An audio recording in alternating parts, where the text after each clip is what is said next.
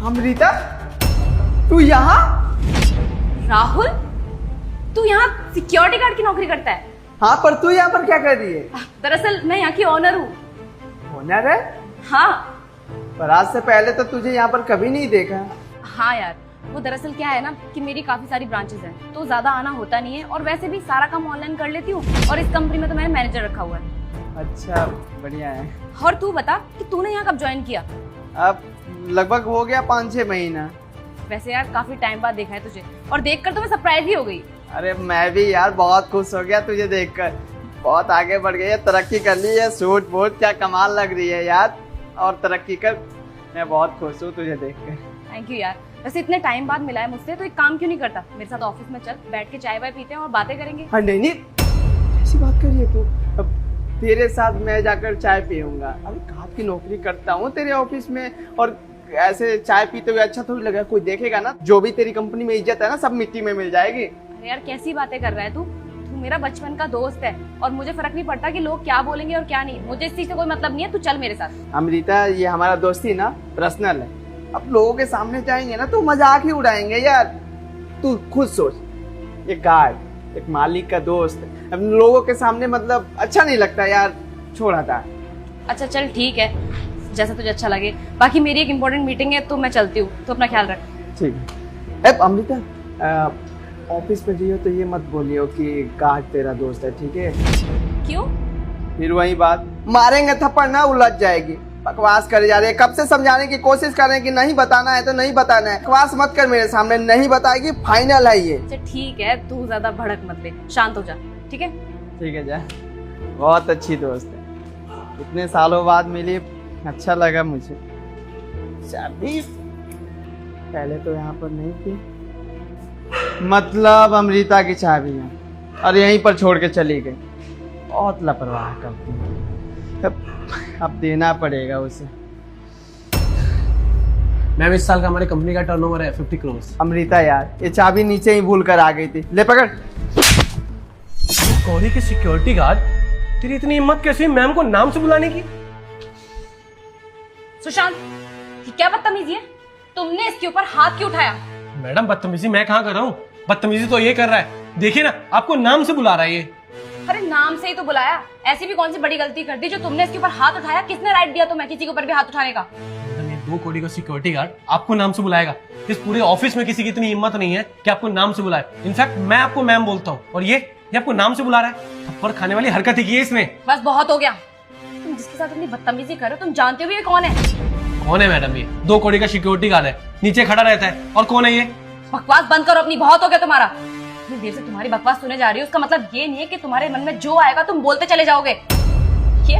ये मेरे बचपन का दोस्त है, यहाँ पर सिक्योरिटी गार्ड की नौकरी कर रहा है, तो इसका मतलब ये नहीं है कि तुम इसके साथ बदतमीजी करोगे। इवन किसी को भी इतना हक नहीं बनता कि कोई भी इसके साथ बदतमीजी करे।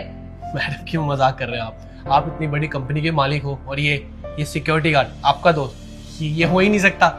ये मेरा दोस्त क्यों नहीं हो सकता? क्योंकि ये गार्ड है, बस इसलिए ना? तुम्हें क्या लगता है कि मैं आज जिस मुकाम पर खड़ी हूँ मैं हमेशा से इतनी ही रिच थी? मैं भी एक मिडिल क्लास फैमिली से बिलोंग करती हूँ। वो तो मेरे मम्मी पापा ने मुझे पढ़ाया लिखाया, उम्र भर की अपनी सारी संपत्ति मेरे ऊपर खर्च कर दी, तब जाकर मैं इस मुकाम पर हूँ। हम दोनों ना गाँव में पढ़ा करते थे, एक ही स्कूल में, और मैं जानती हूँ कि मेरी जिंदगी में इसकी क्या अहमियत है। इसने मेरा उस समय पर साथ दिया है जब मेरे साथ कोई भी नहीं था। मुझे अपनी पढ़ाई आगे कंटिन्यू करनी थी, इसलिए मुझे वो गाँव छोड़ना पड़ा, और गाँव छोड़कर मैं शहर में आ गई।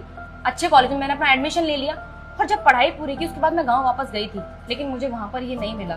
और आज जब ये मेरी ही कंपनी में सिक्योरिटी गार्ड की नौकरी करता है, तो तुम क्या चाहते हो कि मैं इसके साथ बदतमीजी करूं, इसे नीचा दिखाऊं और इसे नौकरी से निकाल दूं? ये मेरे संस्कार नहीं है। और तुमने जो इसके साथ बदतमीजी की, चांटा मारा है ना, उसके लिए अभी कभी से माफी मांगो। देखिए मैडम, होगा आपका ये दोस्त, लेकिन मैंने कोई गलत नहीं किया है। अब ऑब्वियस सी बात है, आपको कोई नाम से बुलाएगा तो थप्पड़ तो खाएगा ही। मैं इससे कोई माफी नहीं मांगने वाला। एक तो गलती कर रहे हो, उसके बाद अपनी गलती मान भी नहीं रहे हो। अगर तुम इससे माफी नहीं मांगोगे ना, तो अभी कभी रिजाइन कर सकते हो। मैडम, आप ये कैसी बातें कर रही हैं? आप इस गार्ड के लिए आप मुझे नौकरी से निकालेंगी? आप सोचिए तो सही, मैं आपकी कंपनी को कितना प्रॉफिट देता हूँ। प्रॉफिट देते हो, मुझे इस चीज से कोई मतलब नहीं है। अगर मेरे दोस्त के साथ बदतमीजी की है तो उससे तुम्हें माफी मांगनी पड़ेगी, और अगर तुम माफी मांगना नहीं चाहते हो ना, तो नौकरी छोड़ के जा सकते हो। मैं कोई दूसरा मैनेजर हायर कर लूंगी अपनी कंपनी में। Okay fine, sorry. You may leave now. Sorry ma'am.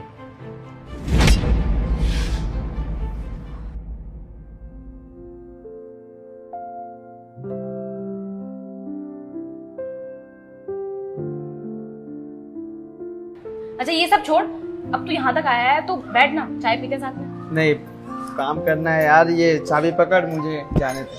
अपनी बकवास ना बंद कर, अब तू ऑफिस में आया है ना, तुझे चाय पीनी पड़ेगी मेरे साथ। ठीक है बाबा, मंगा ले चाय, पी लेता हूँ।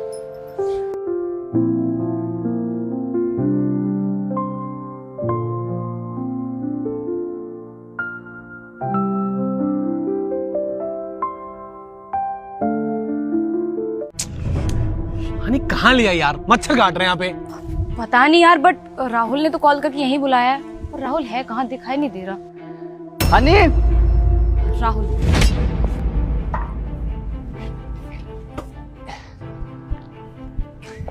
हेलो। राहुल हाय। चल बे।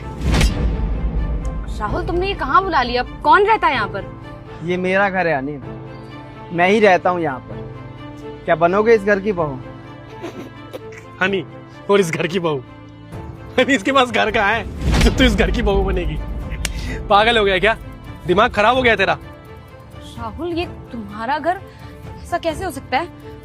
तुम तो इतने बड़े कॉलेज में पढ़ते हो, वहाँ की फीस इतनी ज्यादा हाई फाई है, और ऊपर से तुम इतने अच्छे कपड़े पहन के कॉलेज में आते थे हमेशा। कभी लगा ही नहीं कि तुम यहाँ रह सकते हो, और तुम्हारी सच्चाई ये है तो तुमने मुझे पहले क्यों नहीं बताया? हनी, स्कॉलरशिप का नाम सुनी हो?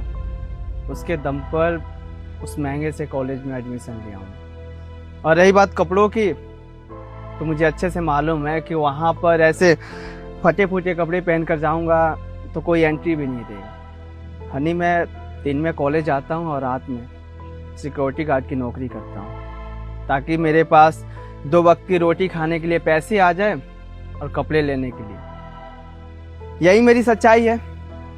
तो मुझे प्रपोज की और शादी करने की बात की, तो सोचा कि सच्चाई बता दूं, नहीं तो तुम्हारी तो जिंदगी खराब ही हो जाएगी।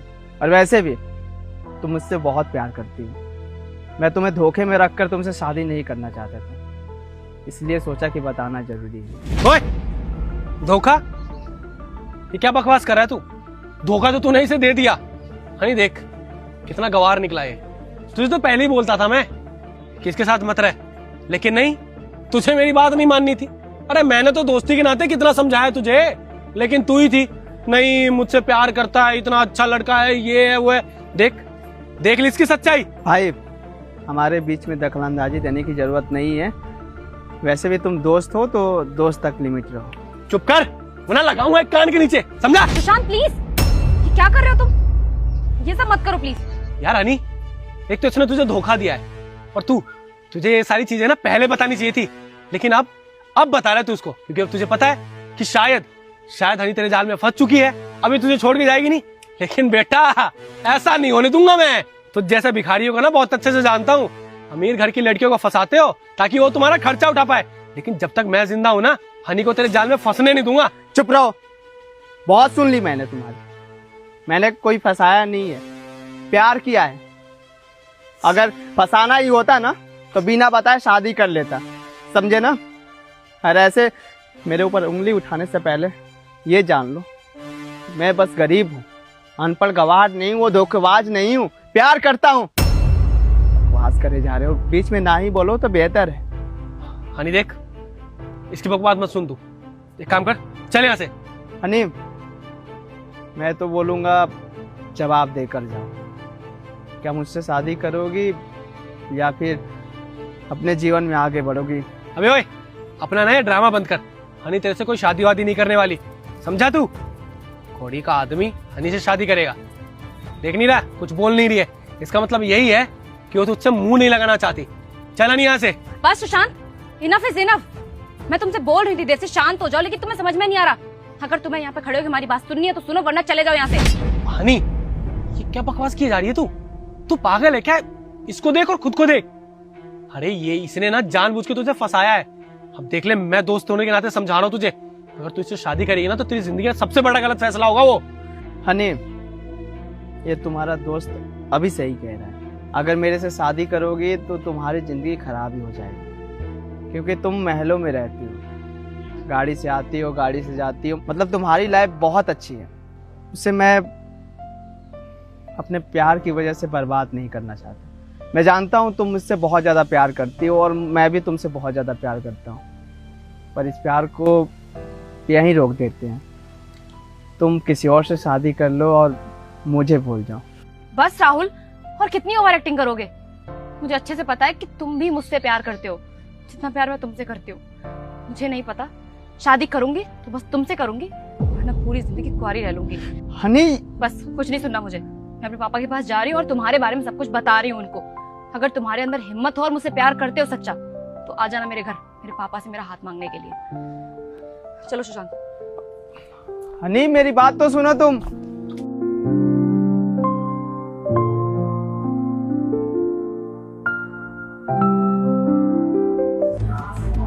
साहब जी, वो हमारी बहन आपसे कुछ कहना चाहती है। बोलो। वो साहब, हम ना पढ़ना लिखना चाहते हैं, अपनी जिंदगी में कुछ करना चाहते हैं साहब। हाँ तो फिर पढ़ो ना, क्या दिक्कत है? दिक्कत तो कोई नहीं है साहब, लेकिन आप तो जानते हैं ना कि हमारे भैया अकेले कमाने वाले हैं और हमारे माँ बाबू जी हमें बचपन में ही छोड़ के चले गए थे। और आज के टाइम पर तो साहब घर का खर्चा चलाना बहुत मुश्किल हो जाता है जब घर में सिर्फ एक ही कमाने वाला हो। हमारे घर में तो सिर्फ भैया कमाते हैं। भैया की कमाई सिर्फ घर का राशन और कमरे का किराया जा पाता है, पढ़ाई का खर्चा नहीं निकाल पाएंगे। साहब जी, दरअसल बात यह है ना कि हमारी बहन पढ़ने में बहुत तेज थी, शुरू से ही 10वीं और 12वीं कक्षा में भी टॉप आई थी। और साहब जी आपको पता है हमारे मोहल्ले में भी ना हमारी बहन का बड़ा चर्चा है और हमारी बहन ना आगे जाकर बहुत अच्छे से पढ़ाई करना चाहती है। लेकिन आपको तो पता है ना साहब जी, हमारी तनख्वाह इतनी अच्छी नहीं है कि हम अपनी बहन की पढ़ाई पूरी करवा सके। पर हमारी बहन ने बोला कि साहब जी बहुत अच्छे हैं, एक बार साहब जी से बात करके देखो, इसीलिए हम इसको लेकर आए आपके पास। कितने पैसे चाहिए? साहब ज्यादा नहीं, बस पूरा 1 लाख रुपया चाहिए। साहब ऐसी बात नहीं है, वापस नहीं करेंगे, हम सारे पैसे वापस कर देंगे। जैसे ही हमारा नौकरी लगेगा ना कहीं अच्छी जगह पर, हम सबसे पहले आपके पैसे वापस देंगे। अरे वो तो ठीक है, वापस कर देना। एक बात बताओ, किस चीज की पढ़ाई कर रहे हो वैसे? वो साहब पढ़ाई करने के लिए हम कोटा जाना चाहते हैं। अभी अभी 12वीं पास किया है हमने, वहाँ पर बहुत अच्छे कॉलेज है पढ़ाई करने के लिए।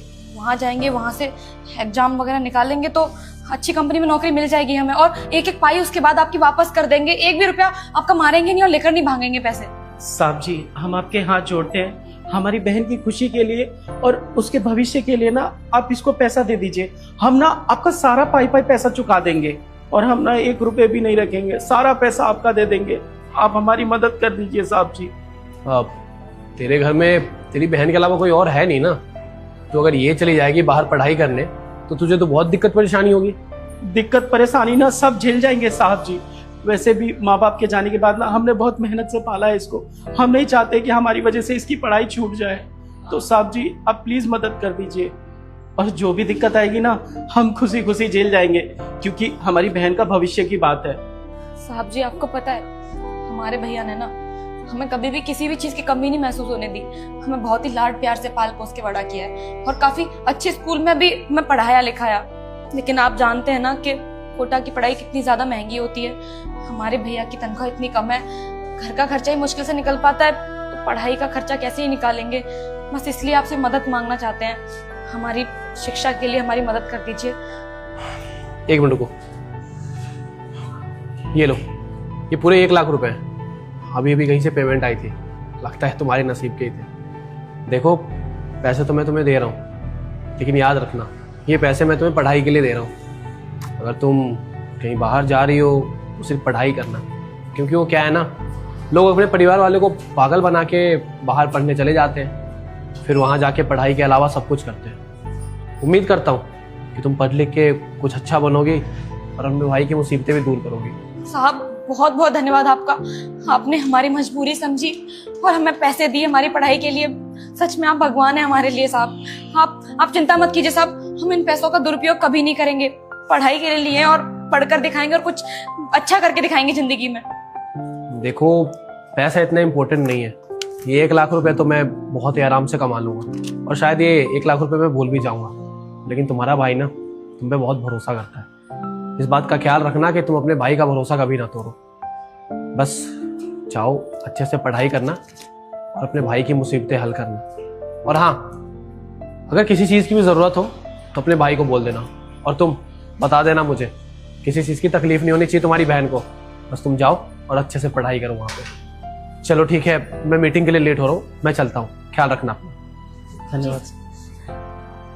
ड्राइवर गाड़ी निकालो। बहन ये ले पैसा और जाके तैयारी कर कोटा जाने का, पर लेकिन वादा कर कि तू पढ़ाई अच्छे से करेगी, कभी हमें धोखे में नहीं रखेगी और ना ही कभी धोखा देगी, क्योंकि हमने बहुत विश्वास पे साहब जी से पैसा लिया है। ये विश्वास हमारा कभी तोड़ना मत। जा, अब तू अच्छे से पढ़ाई कर, जा बहन। भैया मैं वादा करती हूँ आपसे, पढ़ाई करने के लिए जा रही हूँ और सिर्फ पढ़ाई पर ही ध्यान दूंगी। आपकी बहन आपको एक दिन बहुत प्राउड महसूस करवाएगी, वादा है मेरा। और यही उम्मीद है मुझे तुझसे, कभी भी गलत संगत में मत पड़ना, और किसी चीज की जरूरत पड़े तो अपने भैया को जरूर बताना, मैं साहब जी से मदद ले लूंगा। ठीक है, अब तू जा। चलती हूँ भैया, ठीक। शाम को आप घर जल्दी आना। ठीक है, ध्यान रख।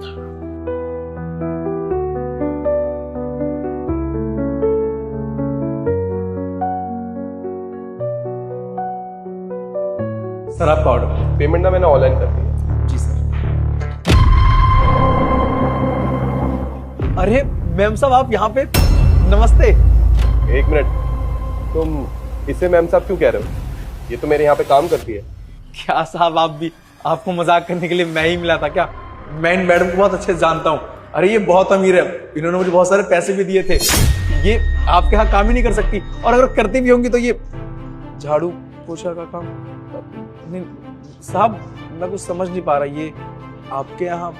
देखो तुम्हें कोई गलत फहमी हुई होगी, ये मेरे यहाँ पे नौकरानी है और इसके महीने की सैलरी 15,000 रुपए। 15,000 रुपए कौन अमीर होता है? और अमृता क्या चल रहा है ये समा? और कहाँ की मालकिन हो तुम? क्या बोले जा रहा है ये? साहब मैं आपको सब कुछ बताती हूँ। तो दरअसल आज से कुछ महीने पहले ना ये भैया मेरे घर पे डिलीवरी देने के लिए आया करते थे। इन्होंने ना मेरे अच्छे दिन भी देखे। मैडम आपका ऑर्डर। कितने पैसे के भैया इसके? 500। ये लो 1,000 रुपये रखो। मैडम ये 1,000 रुपए दिया आपने, ऑर्डर 500 रुपए का। कोई बात नहीं भैया, और वैसे भी डिलीवरी बॉय का काम करते हो, पूरे दिन में मुझे नहीं लगता कि इतने पैसे कमा पाते होंगे आप। रखिए अपने पास। Thank you so much ma'am.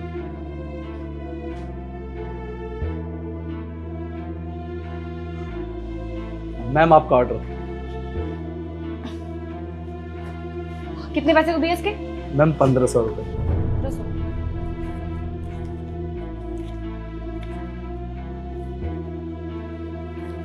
अब एक काम करो, आप ये 3,000 रुपये रखो। 3,000 रुपए?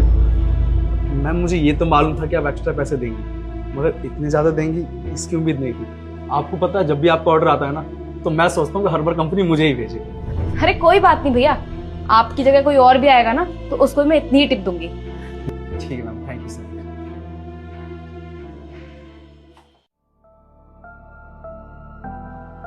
यार हनी ऐसा करते हैं, मेरे फ्लैट पे चलते हैं, यहाँ बैठ के बोर हो रहे हैं। मेरे वहाँ PS5 है, कम से कम वहाँ गेम तो खेल पाएंगे हम। यार पता है तेरा फ्लैट ना बहुत ज्यादा दूर है, वहां पर जाना आना मैं तो बहुत थक जाऊंगी।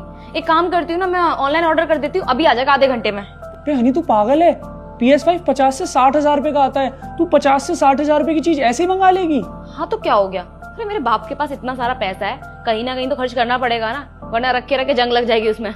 तो 2 मिनट रुक, अभी ऑर्डर करती हूँ। ठीक है भाई, तेरा पैसा है, तेरे को जो करना है कर। हो गया ऑर्डर, आधे घंटे में आने वाला है। फिर कुछ टाइम बाद मेरे पापा का कार एक्सीडेंट हो गया और वो मुझे हमेशा के लिए छोड़ के चले गए। पापा के जाने के बाद पापा का सारा बिजनेस मैंने हैंड ओवर कर लिया।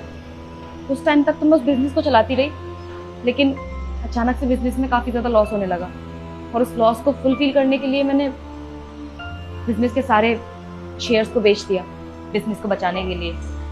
कंपनी में लॉस होता जा रहा था और मेरे खर्चों पे मेरा कंट्रोल था ही नहीं। इतने ज़्यादा अमीर बाप की बेटी थी कि कभी मैंने खर्चों पे कंट्रोल नहीं किया, हमेशा बहुत ज़्यादा पैसे खर्च किया करती थी। लेकिन ये चीज़ ना मुझे बाद में धीरे धीरे करके रियलाइज़ हुई। जब भी कुछ भी लेने का मन करता था ना, तुरंत खरीद लेती थी, चाहे वो कितना भी महंगा क्यों ना हो। कभी भी अपने खर्चों पे कंट्रोल नहीं किया मैंने, और ऐसे लोगों को मैंने बहुत पैसे दिए हैं।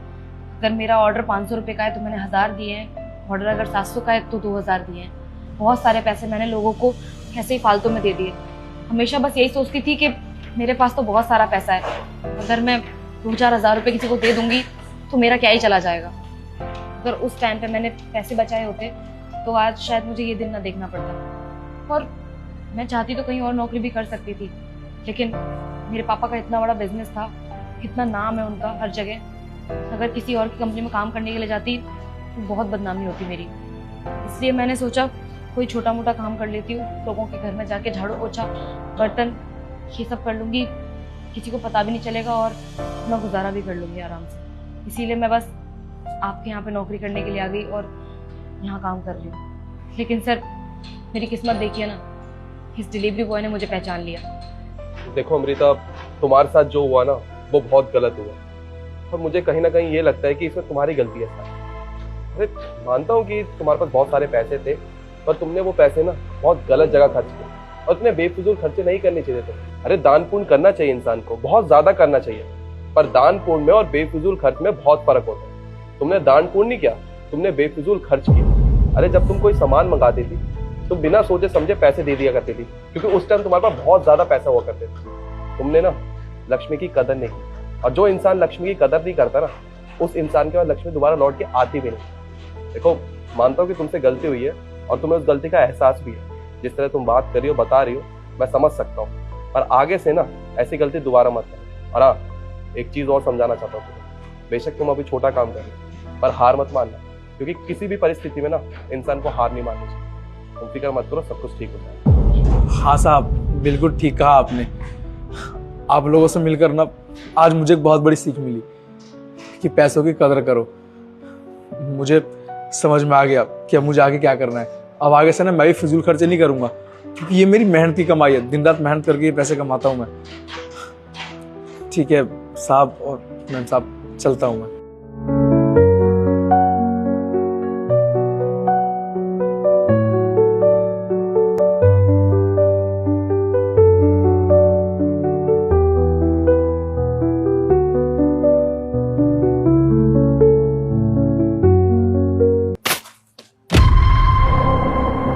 खड़ो, यहाँ पर काम करने आता है, खाना खाने आता है, और तू इसके साथ बैठ के क्या दोस्ती निभा रहा है? जा जाके उधर खाना खा।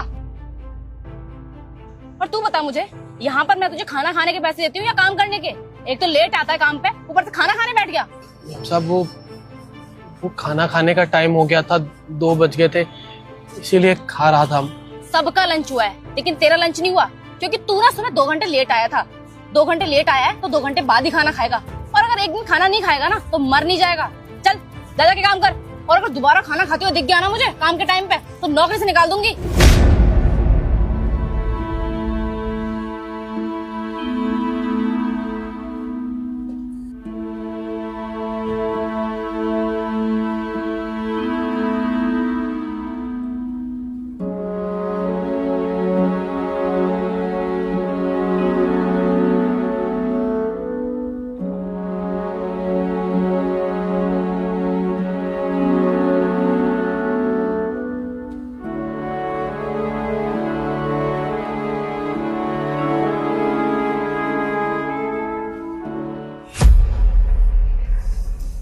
आओ भाई, चलो मेरे साथ।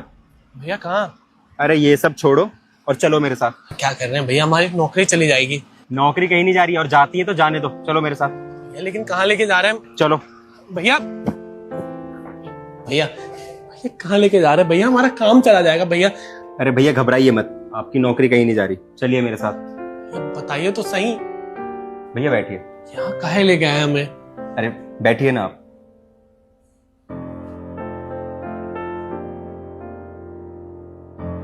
अच्छा ये बताइए क्या खाएंगे आप? नहीं भैया, हमको कुछ नहीं खाना, हम घर से रोटी लेके आए, हम वही खा लेंगे। भैया हमको जाने दीजिए, हमको काम करना है बहुत ज्यादा। छोड़िए, मैं ही ऑर्डर करता हूँ आपके लिए। वेटर। जी सर। एक दाल तड़का, हाफ राइस, 5 रोटी और 1 राजमा। ये सब आप काहे कर रहे हैं?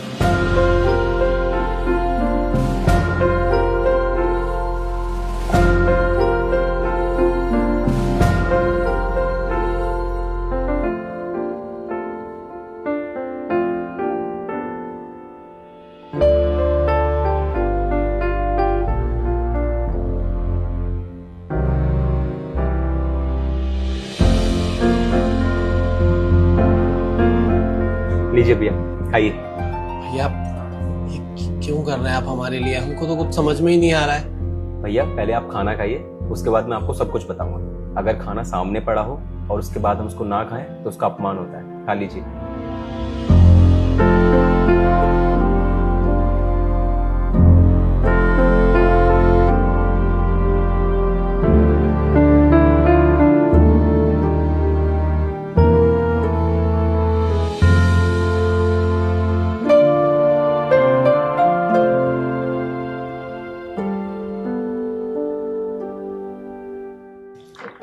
अरे भैया खाइए।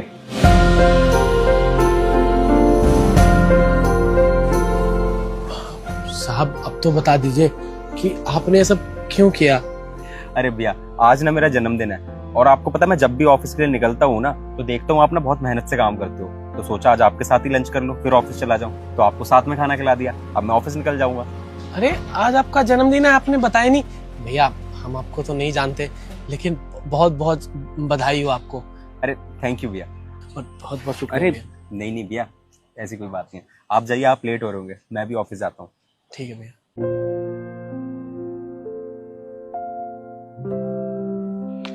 हर्ष, जो काम करने के लिए बोला था वो कर दिया?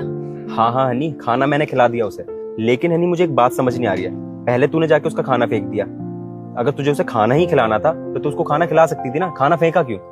दरअसल हर्ष, मैंने उसका खाना जानबूझ के नहीं फेंका था, वो खाना उसका पहले ही गिर चुका था, इसीलिए मैंने जल्दबाजी में जाके उसके हाथ से वो खाना छीन के फेंक दिया और उसे थोड़ा खरी खोटी सुना दी। मैं जानती थी कि भले ही उसका खाना मिट्टी में क्यों ना गिर गया हो, वो खाना उठाकर जरूर खाता, क्योंकि ये गरीब लोग जो होते हैं ना, ये अन्न का कभी अपमान नहीं कर सकते, और मैं नहीं चाहती थी कि वो मिट्टी का गिरा हुआ खाना खाए। बस इसीलिए मैंने तुझसे बोला ये सब करने के लिए। हनी ये काम ना तूने बहुत अच्छा किया। मदद करने के लिए ना हमेशा पैसे नहीं देके जाते हैं, मदद करने के लिए ना नीयत अच्छी होनी चाहिए।